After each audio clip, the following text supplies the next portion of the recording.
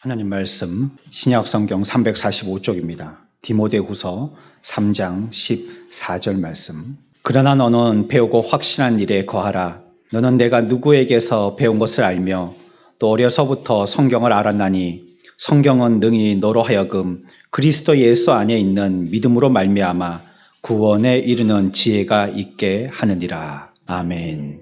성경에 나오는 많은 회심자들의 공통점은 이 자들이 거의 다 보면 죄를 짓고 살다가 회심한 자들이라는 말입니다. 어떤 사람들은 어려서부터 하나님을 위하였고 또 심지어는 태에서부터 구별된 사람들도 있지만 또 많은 경우에는 이와 같이 하나님에 대해서 전혀 모르고 죄만 짓고 있다가 그리고 마지막 때나 아니면 어떤 기회가 되었을 때 하나님께 돌아오는 사람들이 있더라는 것입니다. 이 두 부류의 사람들은요, 경험으로는 큰 차이가 납니다. 서로 생각해 보지 못했던 그런 양극과 같은 그런 경험적인 삶을 살지만 본질적으로 본다면 회심이라는 주제로 본다면 동일하다 하겠습니다. 어떤 모양으로 살았든지 결국 회심한 사람들인 것이죠. 모든 사람들은 본질상 다 부패하였습니다. 다 타락한 자들이죠. 여기서 말씀을 전하는 저나 여러분들도 다 동일하게 하나님 앞에서는 죄인들입니다. 그래서 우리들에게는 영적인 생명이 절대적으로 필요한 것입니다. 죄인은 영적인 생명이 죽었거든요. 죽었기 때문에 우리들에게는 생명이 필요합니다. 그래서 주님도 이 땅에 오실 때에 양으로 생명을 풍성케 하려고 오셨다라고 말씀하셨습니다. 우리가 생명이 없기 때문이죠.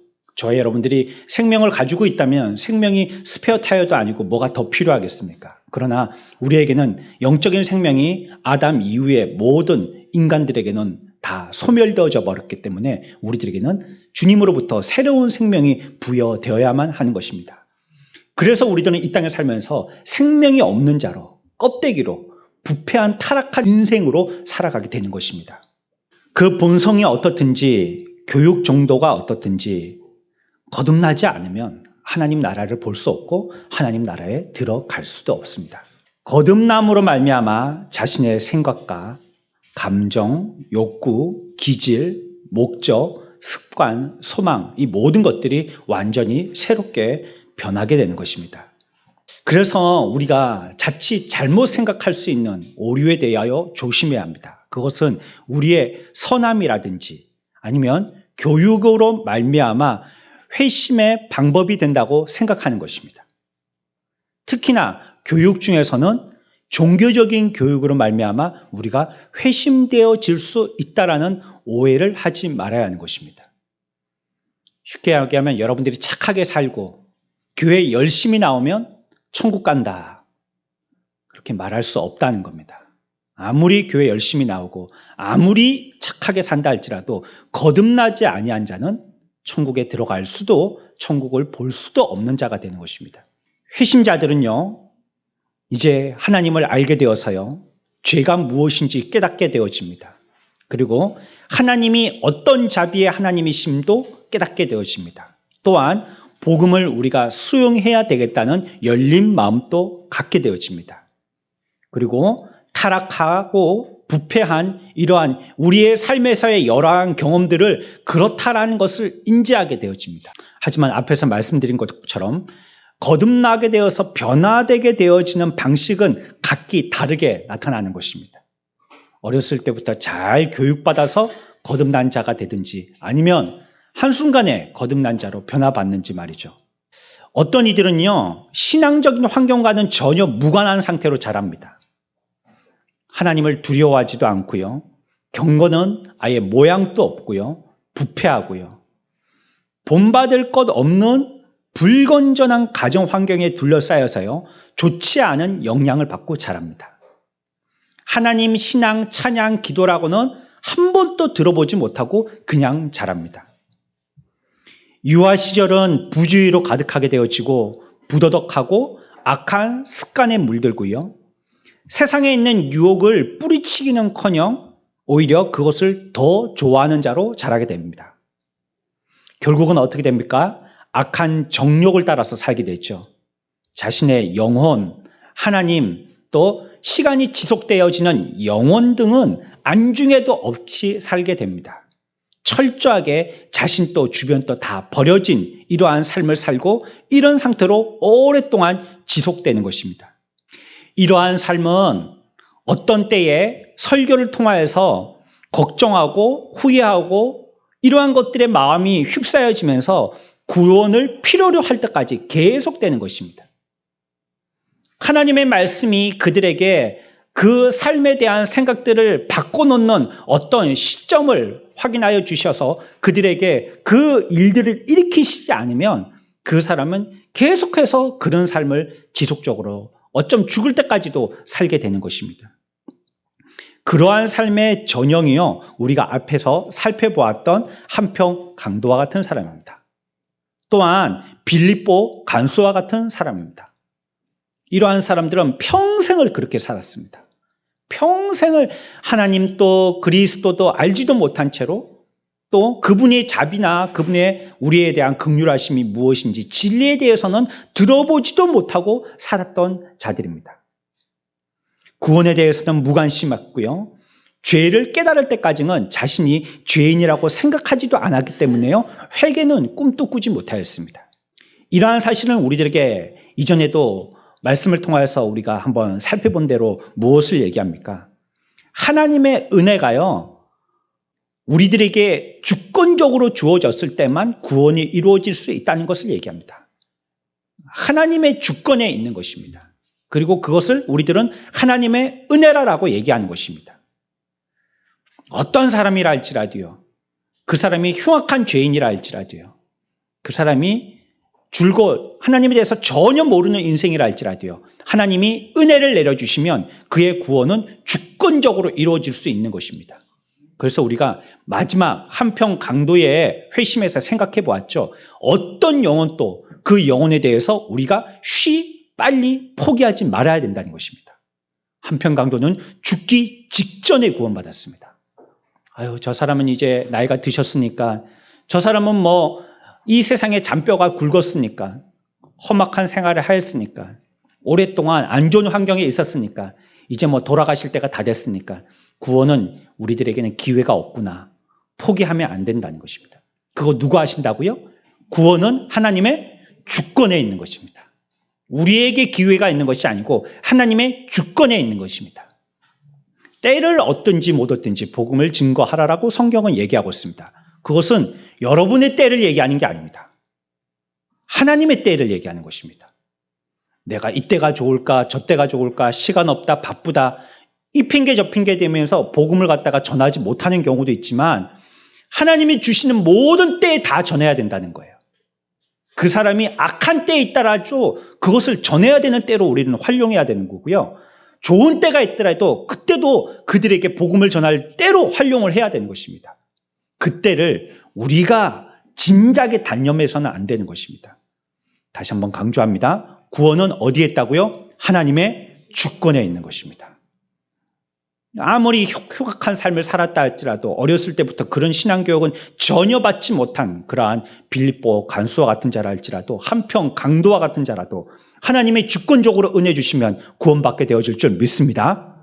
모든 자들에게 구원의 문은 열려 있는 것입니다. 반면에요, 이와 전혀 다른 그런 경험을 하는 사람들도 있습니다. 하나님을 경외하는 믿는 부모의 자녀들입니다. 이 아이들은요, 기독교의 신앙의 교육을 받고 자라납니다. 건전한 도덕적인 환경 가운데서요, 신앙적인 가정 교육의 특권을 누리면서 자랍니다.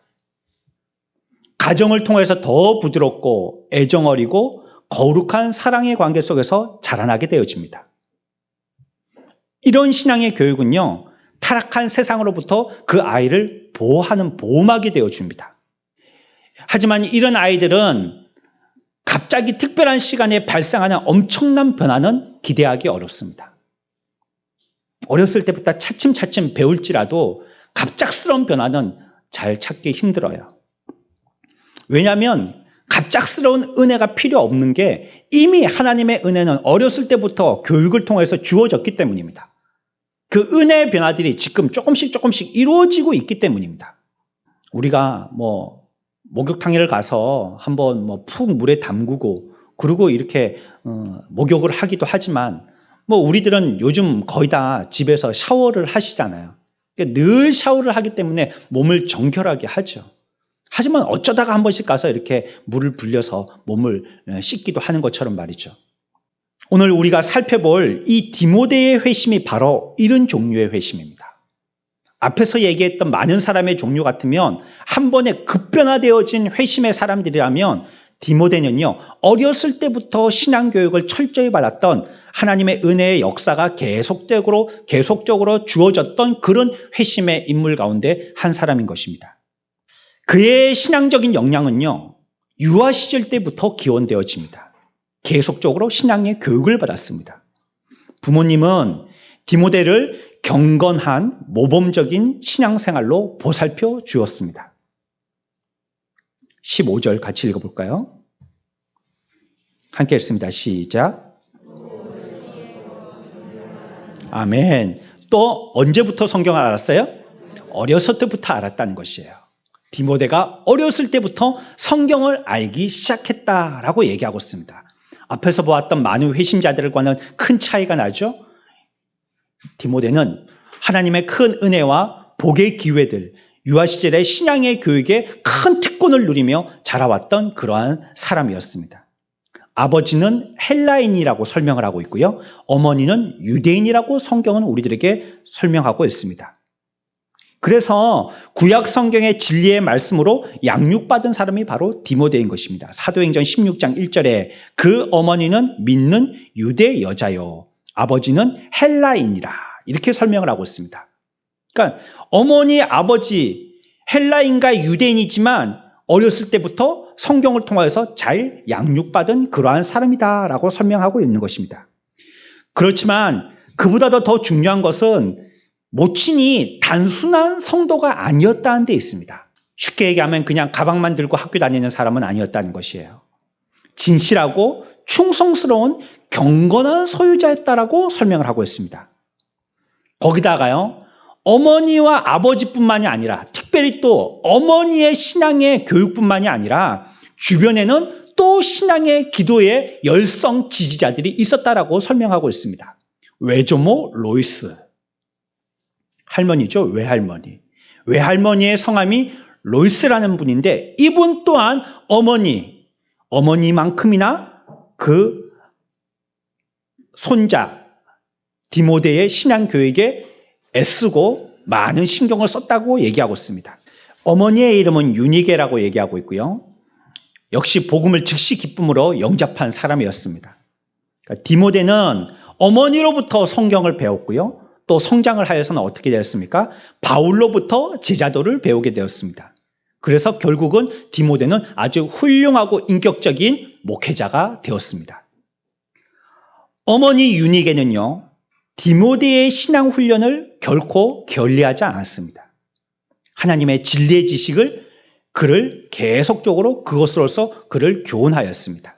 그러니 이 어머니의 훈련이 디모데가 이후에 바울과 동력하여서 많은 교회를 설립하고 영혼을 구원하는 자가 되게 하였다라고 얘기해도 그 말이 과언이 아닌 것입니다. 만약에요, 디모데에게 이런 어릴 적에 외조모나 또 어머니로부터 신앙의 교육이 체계적으로 되어 있지 않아 있고 이 중에 무엇인가 한 가지라도 부족한 점이 있었더라면 디모데의 구원과 또 목회 사역은 아마 충분하지 못했을 것입니다. 디모데의 회심은요, 어린 아이일지라도 라는 부분에 대한 우리의 염려를 부식시킵니다. 우리들은 어린 아이들은 예수 믿는데 소외해도 된다라고 생각을 합니다. 오늘날 한국교회가 유아시를 만들어 놓는 이유는요, 어린들과 어린아이들을 격리시키려고 만들어 놓은 겁니다. 어린아이들이 어른들 그렇게 위험 있고 또 이 시간이 경건하고 거룩하게 예배드리는 시간이 어디 어린아이들이 와가지고 예배를 방해하고 그러냐고 아이들을 저기다가 한 귀퉁이에다가 몰아놓고 너희들은 여기서 놀든지 자든지 간식을 먹든지 어른들 예배 드릴 때까지 1시간 동안 조용히 잠자코 앉아 있으라고 그렇게 유아실을 활용합니다. 아예 격리실로 만들죠. 어린아이들을 그렇게 보면 안 됩니다. 이 디모데의 회심을 통해서 우리가 알 수 있는 거는요, 어린 아이일지라도 하나님께서 베푸시는 은혜의 대상에 충분히 된다는 것입니다. 하나님께서 은혜를 주시는데 어른들한테만 주시는 게 아니라는 거예요. 그래서 너무 아이가 어려서 엄마의 보살핌이 많이 필요하지 않는다면, 이제 말도 하고 걷고 엄마가 얘기하는 걸 이해할 정도 된다면 우리 부모님과 함께 나와서 예배 자리에서 같이 예배 드리는 게 좋습니다. 그 아이들이요, 한 말씀 듣습니다. 저는 우리 아이들이 한 번씩 설교 노트를 적어서 저한테 검사를 맞는데요, 몇몇 아이들이. 근데 그 아이들이 설교 노트 적은 걸 보고 깜짝깜짝 놀랄 때가 있습니다. 막 별표를 해놓고 스티커를 붙여놓고 목사님 멋있어요 막 써놓고 막 그런 걸 해놨는데, 그 내용을 잘 읽어보면요, 아니 내 이게 설교 원고하고 똑같은 게 있어요. 똑같이 잘 적어놨어요. 야, 이 아이들이 허투루 듣는 게 아니구나. 깜짝깜짝 놀라고요. 한 번씩은 조금 긴장되고 겁이 날 때도 있습니다. 말 잘해야지. 아이들이라고 은혜 못 받는 게 아닙니다. 우리나라의 선교사들이요, 한국에 와서 교회를 세우고요, 어린아이들을 신앙교육을 시켰습니다. 이 아이들도 하나님 앞에 똑같은 한 생명이에요. 우리나라 사람들은 옛날에 어땠습니까? 고속버스나 시외버스를 타고 가려고 할 때 어린아이는 반표라고 했습니다. 온전하지 않다는 거, 아이는. 그 생명이 2분의 1이라는 거예요. 세상에 그런 게 어디 있습니까? 그러면 아이는 2분의 1이고 어른은 1입니까, 그러면? 성경에서는요, 그렇게 설명하지 않습니다. 어린아이랄지라도 하나님 앞에서는 은혜의 대상에 충분히 될 수 있다는 것입니다. 디모데의 말씀을 통해서 우리들에게 얘기하고 있는 것입니다. 그 언약의 특권이 그들에게도 주어진다는 것을 구약과 신약에서 우리들에게 철저하게 입증하고 있습니다. 구약에서는 뭐요? 할례로, 신약에서는 세례로 그들도 똑같은 하나님의 구원받은 백성이라는 것을 표시하라고 얘기하고 있습니다. 아직 아이일 때는요, 진리 지식에서 어리석습니다. 그래서 그 어리석음을 깨트리기 위해서 그 아이들에게 매를 대라라고 성경은 얘기하고 있습니다. 그럼에도 하나님의 은혜의 대상이 되는 것만은 분명합니다. 예수님의 사역 기간 동안에도요, 어린아이들이 예수님께 올 때 제자들은 그것을 막아냈지만 예수님은 그것을 보고 제자들을 오히려 꾸짖으시면서 어린아이들이 내게로 오는 것을 막지 말게 하라고 얘기하고 계십니다. 또한 그러면서 뭐라고 얘기합니까? 너희들이 천국에 가려면 마치 누구와 같아야 된다고요? 어린아이와 같아야 된다는 거예요. 내가 어른이나 돼가지고 꽤나 잘 알고 꽤나 잘 믿는 척하니까 나는 천국 가고 이 어리석은 아이들은 천국 못 갈 줄 알지만 오히려 예수님은 반대로 말씀하셨다는 거예요. 이 아이들이요, 이제 어른이 되면서요, 배웠던 진리의 말씀으로 이해를 하게 되어집니다. 예전에는 그냥 암기만 했는데 이제 이해하게 되어집니다. 그리고 이제 회심하게 되어집니다. 그리고 날마다 성화를 이루어가는 것입니다.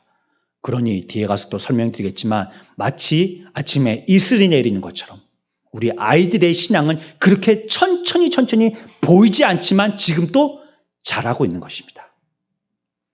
여러분들 예배실에 들어오실 때에 로비에 있는 국화를 보셨을 것입니다. 저 국화는요, 작년에 피었다가요, 겨울 동안 죽은 줄 알았습니다.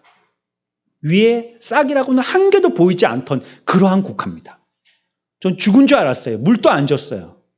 그런데 봄이 되니까요, 아주 코딱지만한 새싹이 올라오는 거예요. 이게 국화 새싹인지 아니면 그냥 날라 들어온 잡초 새싹인지 구분이 안 될 정도로요. 근데 한 주 지나고 두 주가 지나니까요, 봄비를 맞으면서 싹이 쏠쏠 올라오는데요, 이게 잡초가 아닌 거예요. 이 어리석은 저는요, 그제서야 깨닫고 그제서야 관심을 가지고 해 있는 쪽에 놔두고 화분도 갈아주고 물을 주기 시작했어요. 그랬더니 그게 지금 저렇게 완전히 살아서 국화꽃을 핀 겁니다. 우리 아이들의 신앙교육이 당장에 보기에는 안 되는 것 같습니다. 애들이 뭐를 듣는가? 어른이나 제대로 들어야지. 넌 조용하고 있어. 간식 줄 테니까 저기 들어가서 엄마 방해나 하지 마. 이런 줄 알고 있었어요. 하지만 그 아이들이 회심하고요, 결국은 그 아이들이 변화를 거듭하게 되더라는 것이에요.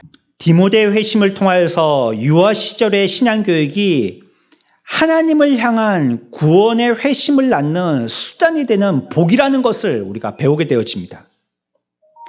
우리가 금방 읽었던 15절에요. 또 어려서부터 성경을 알았나니 성경은 능히 너로 하여금 그리스도 예수 안에 있는 믿음으로 말미암아 구원에 이르는 지혜가 있게 하느니라 라고 말씀하고 있습니다. 어려서부터 성경을 알았다. 대단한 특권입니다. 그 아이가 어렸을 때부터 성경을 배우고 성경을 듣고 성경을 알게 됐다. 하나님의 무궁한 은혜를 받은 아이입니다. 엄청난 큰 은혜를 받은 아이입니다.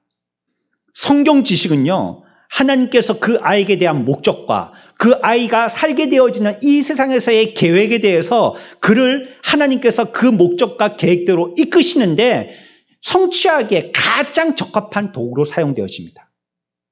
그 인생이 어떻게 살 것인지는 성경을 통하여서 알게 되어지고 그러면 무엇을 향하여서 살게 될지도 성경을 통하여서 발견하게 되더라는 것입니다. 그 아이가 구원을 이루게 되어지는데 성경을 통해서 구원을 이루게 되어진다는 것입니다. 이러한 성경을 어린아이에게 어렸을 때부터 신앙으로 가르쳤다는 것은 얼마나 그에게 큰 복인지 모릅니다. 물론 엄마가 맛있는 거 사줄 수 있고 예쁜 거 옷 입힐 수 있고 또 좋은 거 신겨줄 수 있습니다. 그것도 그 아이에게는 복이 되겠죠. 하지만 그 아이에게 가장 큰 복은 뭡니까? 어렸을 때부터 무엇을 알게 된 것이요? 성경을 알게 된 것입니다. 하나님의 구원을 보게 되었고요. 그가 걸어가야 할 길을 확인하게 된 것입니다. 성경을 통하여서 알았나니, 성경으로 어려서부터 알았나니 라고 얘기하고 있습니다. 우리 아이들에게 성경을 자꾸 접할 수 있는 기회를 마련해야 됩니다. 그래서 유대인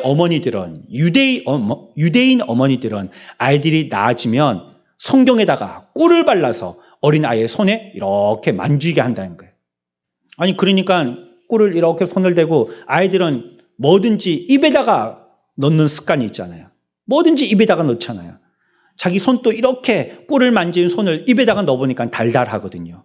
그러니까 또 단 것을 위해서 성경에 손을 대는 겁니다. 또 달거든요. 자꾸 손을 대는 것입니다.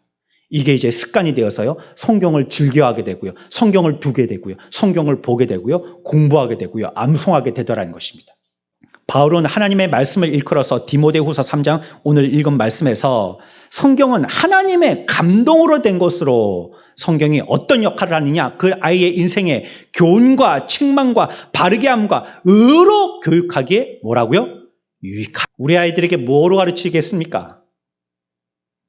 우리 아이들이 이 험악한 세상에서 어떻게 자라기를 원하시죠? 그렇다면 무엇 갖고 가르치겠어요? 여러분들이 뭐 어디 좋은 세미나, 뭐 자녀를 위한 세미나 이런 거 듣고 그 아이들에게 가르치겠어요? 성경은 뭐라고 얘기합니까? 성경이 가장 좋은 교재다라고 얘기합니다. 교훈과 책망과 바르게 함과 의로 교육하기에 유익하니라고 말씀하고 있습니다. 이는 하나님의 사람으로 온전하게 하며 모든 선한 일을 행할 능력을 갖추게 하려 함이라. 아멘. 성경을 제대로 배운 아이는 온전하여진다는 것입니다. 모나지 않고 온전하여진다는 것입니다. 그리고 그 아이가 구태여 엄마가 이거는 착한 일이고 이건 나쁜 일이라고 가르치지 않는데 성경이 그 아이들을 선생님이 되어서 가르쳐 주리라는 것입니다. 그래서 선한 일을 행할 능력을 갖게 한다는 거예요. 그거는 어떻게 해보는 한두 번의 습관을 얘기하는 것이 아닙니다. 능력이에요. 그 아이가 선한 일이 얼마나 기쁜 것인지, 선한 일로 통하여서 하나님이 나를 어떻게 보고 계신지, 선한 것이 나에게 어떻게 영향을 끼치는지 알고 행하는 자가 되더라는 것입니다. 성경에 우리의 구원에 필요한 모든 진리를 다 포함하고 있다는 뜻입니다. 성경을 안 자는 구원받을 기회가 그에게는 더 가까워지는 것입니다. 수단이나 도구로만 생각해도 하나님의 말씀은 가장 완전한 말씀입니다. 그러므로 그것을 확신하는 저와 여러분들 부모들이라면 자녀들에게 성경의 소중한 진리의 지식을 전달하고 전수하는 일을 가장 거룩한 책임으로 느끼고 가장 즐겁고 유쾌한 특권으로 생각해야 되는 것입니다. 놀라운 일을 일으키게 하시는 성경의 도구를 통해서 이 거룩한 작업을 하시는 선생님이 오늘날의 부모님들이라는 말씀입니다. 말씀이라는 도구를 우리들은 손에 들고 있습니다. 그래서 우리들은 두려움과 감사와 소망의 마음으로 자녀들의 마음에 이 말씀을 적용하고 어릴 때부터 그들 영혼 안에 이 소중한 씨앗을 심어주기 위해서 노력해야 합니다. 주의해야 합니다. 단지 몇 번 형식적인 훈계하는 것, 또한 몇 가지 규정한 법칙을 준수하는 것, 이것으로서 이 아이를 성경적으로 가르쳤다라고 오해하시면 큰일 납니다. 부모들의 대화는요, 하나님의 말씀의 진리를 항상 담고 있어야 됩니다. 지난 시간에도 생각했잖아요. 어린 아이들, 자녀들은 부모에게 뭐라고요? 교과서입니다. 어른들이요, 자녀들을 보고 배워요. 그 자녀들을 키워가면서 부모가 되는 것입니다. 그 아이들의 모습을 보고 부모는 어느 때는 부끄러워지기도 하는 것입니다. 우리 부모들의 마음에 진리의 말씀이 없이 형식적으로만 몇 가지 훈계를 한다든지 또 몇 가지 규칙을 정해놓고 이렇게 해야 돼 라고 말한 것으로서 부모가 자녀들을 성경적으로 가르쳤다라고 오해해서는 절대 안 된다는 것입니다. 부모들의 입에서 나와야 돼요. 부모들의 말에서, 대화에서 진리가 나와야 되는 것입니다. 그러한 사랑과 교제의 시간에 있는 자녀들은요, 마음의 문을 열어놓습니다. 그리고 부모의 말씀도 받고요, 하나님의 말씀도 받습니다. 그 말씀이 그 마음의 문을 활짝 열기도 하기 때문입니다. 구약시대에 하나님의 백성들에게 하신 말씀을 우리들은 기억해야 합니다. 신명기 6장 6절입니다. 오늘 내가 내게 명하는 이 말씀을 너는 마음에 새기고 내 자녀에게 부지런히 가르치며 집에 앉았을 때든지 길을 갈 때든지 누워 있을 때든지 일어날 때든지 이 말씀을 강론할 것이며. 아멘. 이 말씀을 마음에 새기라는 누가? 부모가 먼저요. 이 말씀을 가르치기 전에 부모가 먼저 마음에 새기라는 겁니다. 어디서 가지고 온 판박이로 형식적으로 뭐 해? 어떻게 하는 거야? 라고 얘기할 게 아니고 먼저 부모의 마음판에 새기라는 것입니다.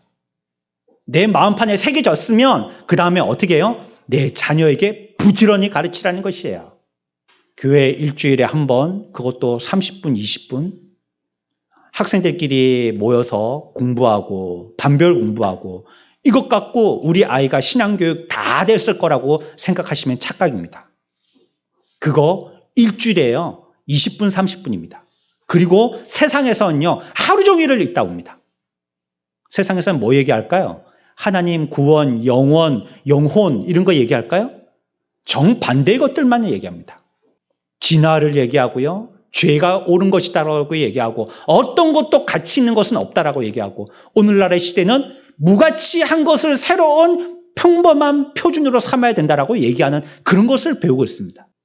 바른 인격이 무엇인지 그리고 바르게 사람을 대우하는 것이 무엇인지도 가르쳐주지 않습니다. 오직 돈이면 된다라고 얘기하죠.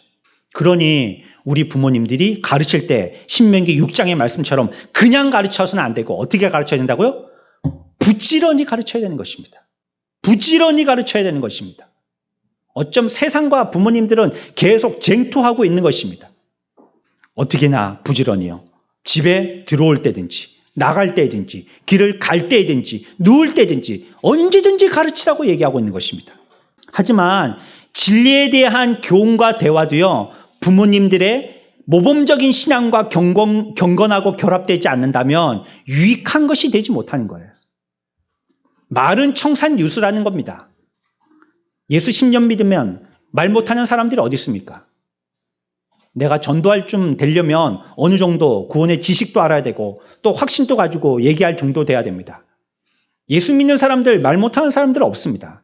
하지만 그것 가지고 우리 자녀들을 온전한 양육이 되지 않는다는 걸 얘기합니다. 어떻게 해야 돼요? 모범적인 신앙의 경건의 삶이 따라야 된다는 겁니다. 학교에서나 그러고 집에서도 그러고 길가에 갈 때는 횡단보도에서 파란불이 켜졌을 때 손을 들고 천천히 좌우를 살피고 걸어서 건너야 돼 라고 가르칩니다. 부모님도 선생님들도. 그런데 급하면 아이 손에 한 손을 잡고 유모차 한 손을 밀고 그냥 중앙선을 갖다가 횡단합니다. 삶이 전혀 아이들에게 가르침이 되고 있지 못하는 것입니다. 이웃을 사랑해야 돼 하면서 우리 집 쓰레기 봉투 남의 집 대문 앞에 갖다 놓는 겁니다. 아이들의 교육 대부분은요, 그들 마음에 자주하여서 미세하게 영향을 끼치도록 해야 합니다. 그래서 참된 교육은요, 교훈이라기보다는 오히려 훈련이라고 해야지 맞을 겁니다. 자녀들에게 하는 신앙교육은요, 훈련되어져야 합니다. 이것이 그들에게 실제적인 습관이 되도록 하는 것입니다. 이거는요, 학교에서 할 수 없는 일입니다. 교회에서만 할 수 있는 일입니다. 그리고 여러분들 신앙의 가정에서만 할 수 있는 일입니다. 잠언 22장 6절에 마땅히 행할 길을 누구에게 가르치라고요? 아이에게 가르치라. 왜 부모는 그렇게 잘 알고 있으면서 아이에게는 그렇게 잘 얘기해 주지 않냔 말이에요. 왜 학생들 예배에는 부교육자 가서 설교하게 하고 아이들은 대예배 못 들어오게 하냔 말이에요. 왜 예배 시간을 갈라놓아서 그 아이들을 갖다가 일부러 차별하는 거잖아요. 물론 부교육자의 설교가 나쁘다는 게 아닙니다. 하지만 담임 목사님이 그 자녀들, 자기의 양떼들을 두고 설교할 때 그 아이들도 자기의 양떼들이잖아요. 그 아이들은 왜 못 듣게 하냐는 말이에요. 저기 방구석에 처박혀가지고 왜 간식이나 먹고 노닥거리게 하게 하냔 말이에요. 마땅히 행할 길이라면, 그것이 마땅히 그리스도인으로서 행할 길이라면 아이들에게 가르치라는 거예요. 부모가 배우는 것처럼 아이들에게도 가르치라는 것입니다. 그리하면 어떻게 된다고요? 늙어서도 떠나지 아니하리라. 아이에게 잘 가르쳐 놓으면 이 아이가 늙어서도 배운다는 거예요. 늙어서도 그 말씀에서 떠나지 않는 자가 된다는 것입니다. 그래서 우리가 뒤늦게라도 예수 믿고 구원받는 게 참 다행스럽고 행복한 일이지만 더더욱 좋은 것은 어렸을 때부터 신앙 부모로부터 신앙 교육을 받는 것입니다. 그래서 그것을 앞에서 저는 특권이라고 얘기한 겁니다. 여기서 가르치라는 것은 단순히 교훈을 얘기하는 것이 아닙니다. 디모데가 어땠습니까? 바울이 얘기하는 것처럼 모친, 외조모 이에게 거짓 없는 믿음과 거짓 없는 거룩한 삶을 통하여서 가르침 받은 것처럼 그렇게 가르치는 걸 얘기합니다. 외할머니와 어머니가 그 아이에 대해서 거룩함을 가지고 진실함을 가지고 거룩한 마음으로 거룩한 믿음으로 가르쳤듯이 그렇게 가르치는 걸 얘기하는 겁니다. 어디 1,300원짜리 1,500원짜리 교재 한 개 사가지고 이거 읽고 답 뭐고 읽고 답 뭐고 이래서 이거 지식적으로 가르치는 거, 그거 가르치는 걸 얘기하는 게 아니라는 거예요. 거짓 없는 믿음과 거짓 없는 거룩한 삶으로 가르쳐야 되는 것입니다. 그래서 어쩜 자녀들의 신앙의 책임은요, 부모들에게 있는 것입니다. 우리 아이들이 어떤 신앙생활을 하고 있느냐, 그 아이들의 성격이 안 좋아서가 아닙니다. 부모들이 마땅히 가르쳐야 될 것을 못 가르친 것입니다. 그들의 삶 가운데 우리들은 그만큼 관심을 기울이지 않았다는 거, 바쁘다는 핑계로, 시간 없다는 핑계로, 피곤하다는 핑계로, 자기가 바른 것을 먹고 이 알약을 먹었더니 내 병이 완쾌되었다는 걸 안다면 자기가 그렇게 자기 생명보다도 끔찍히 사랑한 자녀에게 어찌 안 줄 수가 있는 것입니까? 디모데의 사역에 대해서 말씀의 주체이신 성령님께서도 조차 이 두 여인의 믿음으로 영향받았다라고 얘기하고 있습니다. 사람의 믿음은 성령께서 주관하시는 것입니다. 성령님께서 그 사람의 신앙을 주관적으로 다루시는 것입니다. 주권적으로 다루시는 것입니다. 그럼에도 불구하고 성경은 뭐라고 설명하고 있느냐? 그 어머니와 외조모로부터 영향을 받았다라고까지 얘기하고 있는 것입니다. 기성세대의 지상 사명이 여기 있습니다. 주변에 철없이 놀고 있는 아이들의 연한 마음에 그들의 저와 여러분들 얘기 아닙니다. 우리 기성세대의 인격으로 그 연한 마음에 강한 인상을 남겨야 됩니다. 이것이 저와 여러분들의 사명입니다. 요즘 전문 얼마들 아이들 조금 커서 학교 다닐 정도 되면 내가 집에서 놀면 뭐해? 한 푼이라도 더 벌어야지 하면서 밖으로 돈 벌러 나갑니다. 그러면 그 아이 어릴 때의 신앙교육은 도대체 누가 언제 시킨다는 거예요? 그리고 집에서 아이 가르치는 엄마들은 몹쓸 짓을 하는 것처럼 보는 거예요. 시간 있고 건강한데 집에서 왜 놀고 있느냐는 거예요. 자녀들을 어릴 때부터 신앙으로 하나님의 말씀의 특권을 가지고 가르치는 것은 그때뿐이 없습니다. 시간이 지나면요, 이제 고등학생 정도 졸업할 정도만 되어도 아이들에게는 신앙 교육할 기회가 없습니다. 지금 우리 집에요, 부부 둘이서 생활할 때가 많아요.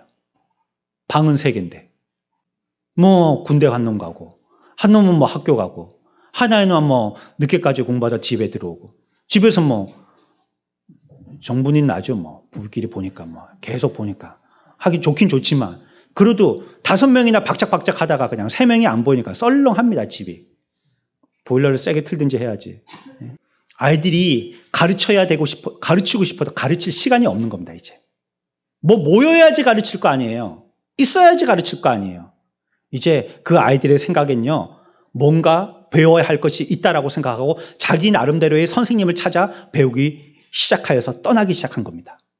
어린아이들의 신앙은 영혼의 땅에 심겨서 한동안 성장을 인식할 수 없는 듯이 자라지만 그 몸이 자라게 되어지면 그 신앙도 결국은 강해지는 것입니다. 그래서 어린아이들의 신앙에 대해서 무시하면 안 됩니다. 자녀들의 신앙을 양육하는 것에 대해서 어머니들이 무시하면 안 됩니다. 겨자씨 한 알이 알아차릴 수 없게 땅에 심겨진다 했습니다. 누룩이 보이지 않게 녹아서 음식의 골고루 퍼진다 했습니다. 하지만 하나님의 은혜도 그와 같이 고요히 성장하고 퍼진다라고도 얘기하고 있습니다. 이것이 어린아이일 때 행한 교육의 복된 결과입니다. 말씀이 좋은 씨앗이 즉시 싹트지 않을지라도 오랜 시간 후에 의와 평강의 열매를 맺기 위해 조만간 싹이 틀 것인 것은 분명한 사실인 것입니다. 디모데처럼 유아 시절에요, 신앙교육의 특권을 누린 사람들과 또 적어도 경건한 부모들로 조언과 기도로 성장한 성도들에 대해서 우리가 잠시 생각해 봐야 합니다. 이러한 사람은 두 부류로 나눠지는데요. 하나는 디모데처럼 거짓없는 믿음이 그 안에 있는 자들로 자라게 되는 것입니다. 좋은 신앙의 교육을 받고 자라서 좋은 신앙의 인물이 되어지는 것입니다. 또 한 부류는 그런 신앙의 교육의 특권을 누렸지만 여전히 구원의 은혜를 체험하지 못하고 성장하더라는 것입니다. 디모데를 향한 바울의 권면은 무엇이냐면 어린아이일 때 신앙교육의 유익을 누린 사람들은 자신이 누린 특권으로 인해서 감사해야 된다는 것입니다. 내게는 왜 그렇게 눈에 확 띄는 하늘에서 번개가 치는 것 같은 섬광과 같은 그런 어떤 회심의 놀라운 사건들이 없지. 이것을 원망할 것이 아니라 어렸을 때부터 신앙교육을 차근차근 잘 받은 것에 대해서 하나님 앞에 감사해야 한다는 것입니다. 그와 동시에 매우 중대하고 깊은 책임감을 가져야 할 자들이라는 사실을 기억해야 된다는 것입니다. 잘 배웠으니까 거기에 대한 책임도 있다는 거예요. 어린 시절의 신앙교육과 부모의 모범적인 삶으로도 회심하지 못했다면 그 회심하지 못한 책임은 철저하게 회심하지 못한 그 자녀에게 있는 것입니다. 마지막 날 그 자녀는요, 심판자리 앞에서 길가에서 버림받은 초라하고 불쌍한 자로 서게 될 것입니다. 어른이든지 아이든지 구분이 없습니다. 구원의 복음도 어른아이를 구분하지 않듯이 구원에 대한 결과도 어른아이를 구분하지 않습니다. 이 아이가 예배 시간과 가정 예배 때 어떻게 임했는지를 통하여서 그 구원의 결과의 때에 평가받을 것입니다. 누가복음 12장 48절에 알지 못하고 맞을 일을 행한 종은 적게 맞으리라. 무릇 많이 받은 자에게는 많이 요구할 것이요 많이 맡은 자에게는 많이 달라 할 것이니라. 그 아이들이 어렸을 때부터 부모로부터 차근차근 신앙교육을 배웠다면 이후에 가서는 하나님께서 많이 그에 대한 책임을 물으신다는 거예요. 이제 구원생활 며칠 안 해가지고 그러다가 예수 믿고 죽은 사람은 조금 배웠으니까 조금 책임을 물으신다는 겁니다. 하지만 많이 배운 아이에게는 많이 책임을 물으신다는 거예요. 이것이 하나님 나라의 공평입니다. 유아 시절 신앙교육에 많은 장점과 유익이 있는데요. 또한 그만큼 위험도 도사리고 있습니다. 한 3가지만 얘기하겠습니다. 첫 번째, 신앙 가정의 일원으로서 생활하기 때문에요. 종교 의식에 익숙해져 있습니다. 그래서 이 아이는 종교 의식이라는 어머니, 아버지의 가정의 신앙의 테두리 안에 있다 보니까 나도 신앙인이라고 오해하기가 쉽더라는 것입니다. 그러나 신앙은 철저하게 개인적인 문제입니다. 엄마 아빠가 예수 잘 믿는다고 자녀까지 예수 잘 믿게 자동적으로는 되지 않는다는 것입니다. 가르치기는 특별하게 열심으로 가르치지만 그 신앙의 문제는 철저하게 개인적인 문제라는 것입니다. 둘째, 신앙교육의 결과로 나타나는 행동들이 그것이 회심의 모양인 양 착각하면 안 된다는 것입니다. 신앙의 교육으로 어떤 결과가 나타나죠? 성경적인 지식을 갖게 되죠. 온유한 성격의 사람이나 예의 바른 태도의 아이나 종교적인 의식이 정기적인 참석으로 말미암아 경건의 모습을 배우게 되어집니다. 하지만 그런 모습을 갖추고 있다고 이 아이가 회심한 아이라고 생각하면 안 된다는 겁니다. 그래서 부모들은 아이들에게 지속적으로 회심을 확인해야 됩니다. 이 아이가 회심한 아이인지, 구원받은 아이인지, 거듭난 아이인지 지속적으로 사형리로 전도로 복음을 전하든지, 알고 있는 엄마의 지식을 가지고 구원받는 과정들, 구원의 결과들을 설명하든지 계속해야 되는 것입니다. 셋째, 이 아이들이 다른 사람들보다 훨씬 교육에 많은 양을 배웠습니다. 그렇기 때문에 이 아이들은 더 이상 나는 교육받을 필요가 없다라는 함정에 빠지면 크게 잘못되는 것입니다. 성인들 가운데서도 내가 평생 얼마나 많은 신앙 교육 코스를 받았는데 나는 더 이상 배울 필요가 없다라고 얘기하시는 분들을 간혹 봅니다. 큰일 날 소리입니다.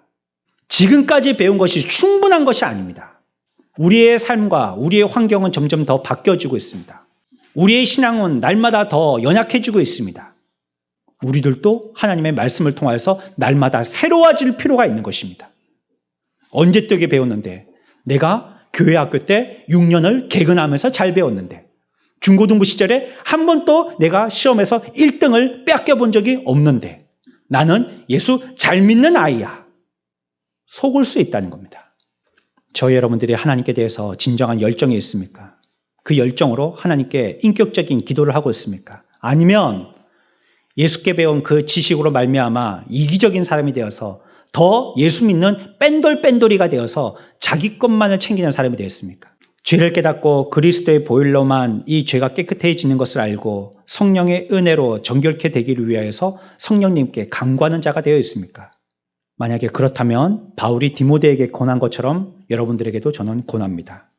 그러나 너는 배우고 확신한 일에 거하라. 내가 누구에게서 배운 것을 알며 또 어려서부터 성경을 알았나니. 디모데전서 4장 15절에서는요. 이 모든 일에 전심전력하여 너의 성숙함을 모든 사람에게 나타나게 하라. 바울은요. 디모데에 대해서 다음과 같이 영예로운 증언을 하였습니다. 빌립보서 2장 22절 말씀입니다. 디모데의 연단을 너희가 안 하니 지식이 아버지에게 함같이 나와 함께 복음을 위하여 수고하였느니라. 그러한 디모데에게서조차 젊은 날 욕망에서 떠나고 세상의 올가미와 유혹을 피하여서 계속 영적인 싸움을 싸우라고 할 정도로 긴급성을 띠고 권면했다면 과연 우리들에게는 얼마나 강력하게 촉구하시겠냐는 거예요. 이렇게 신앙교육을 잘 받은 외할머니, 부모님으로부터 철저하게 신앙교육을 잘 받은 이 디모데에게도 욕망을 떠나고 세상 올가미에서 빠지지 않도록 주의하고 믿음으로 기도하고 깨어있으라고 얘기한다면, 만약에 저 여러분들이 신앙의 교육으로 어렸을 때부터 자람을 받지 못했다면 우리들에게는 이와 같은 촉구가 얼마나 강하겠냐는 거예요. 저 여러분은 신앙교육과 많은 기회를 통해서 하나님의 은혜의 나라를 영위하였습니다. 그럼에도 여전히 소망을 땅에 두고 세상으로 기쁨의 원천을 삼고 세상 때문에 일희일비하며 세상을 위해서 하늘의 소망을 헌신짝 버리듯이 버리고 내가 손해볼 것이 있다면 첫 번째로 신앙을 손해보는 이러한 삶으로 살아서야 되겠습니까? 혹시 엄격했던 신앙에 대해서 반감을 가지고 있는 자녀들이 있거나 죄를 대수롭게 생각하지 아니하는 자녀들이 있거나 죄의 의식을 가볍게 생각하는 자녀들이 있거나 신앙생활을 따분하고 피곤한 일로 여기거나 방종과 향락을 더 좋아하는 자녀들이 있거나 아버지의 집에서 생활하는 것보다 세상에서 친구들과 벗삼는 것이 더 좋아하는 자녀들이 있다면 그 걸음을 멈추고 영원히 살고 영원히 죽는 이 문제에 대해서 이제는 숙고해 보아야 할 시간이라는 것을 여러분들 다시 한번 생각해 보시기 바랍니다. 여러분들 비록 학생들이지만 또 하나님 앞에서 우리들도 다 모든 자녀들이지만 우리에게는 그렇게 시간이 많지 않습니다. 연로하신 분도 마찬가지고요. 우리 꼬마 딱지 아이들도 마찬가지입니다. 이제 우리들은 충분히 심각하고 충분히 고려할 만한 때가 된 것입니다. 디모데의 회심은 그렇습니다. 디모데는 이와 같은 좋은 여건 속에서도 바울을 통해서 이와 같이 촉구받고 있습니다. 저와 여러분들도 성령님의 교육을 받고 있습니다. 우리에게 많은 시간들이 주어졌었습니다. 또 앞으로도 어쩜 조금의 기회가 더 있을런지 모릅니다. 그렇다면 우리가 주님 앞에 먼저 좋은 자녀가 됩시다. 그리고 우리의 자녀들에게 좋은 부모가 됩시다. 성령님이 배우시도록, 성령님을 통하여서 배우도록, 성령님이 우리들을 가르치시도록 우리의 마음의 문을 열고 디모데와 같은 아름다운 신앙의 핵심자들의 삶이 되어지는 저와 여러분들이 되시기를 축원합니다.